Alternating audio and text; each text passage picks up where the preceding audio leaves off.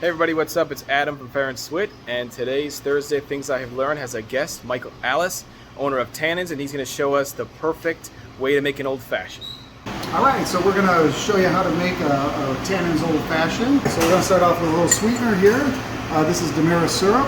We use Demerara syrup because it adds a little bit of depth and complexity to the cocktail as opposed to just regular simple syrup. And this is just a 1/4 ounce. Next thing we're going to do is we're going to add our bitters. We choose to do our own little blend of bitters, and we use this in our regular Tannins Old Fashioned. We use 2 to 3 dashes, so on ours we use 3 dashes. And then just 2 ounces of your whiskey. Our Tannins Old Fashioned, we use Bullet, but you can use any kind that you prefer. And we're just going to...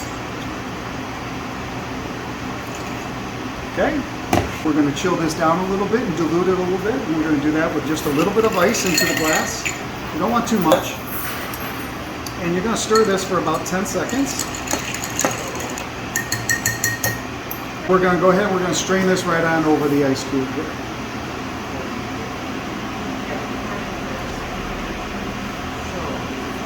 Just like that, with a little bit of orange and a little bit of lemon twist. Very important, you take the skin side and you want to hold that over the glass and you're going to turn it. And what that does is that releases the oils that are inside, and then you're going to go ahead and you want to rub those now released oils on the rim of the glass, because that's what people are going to taste when they first go and take a sip of it.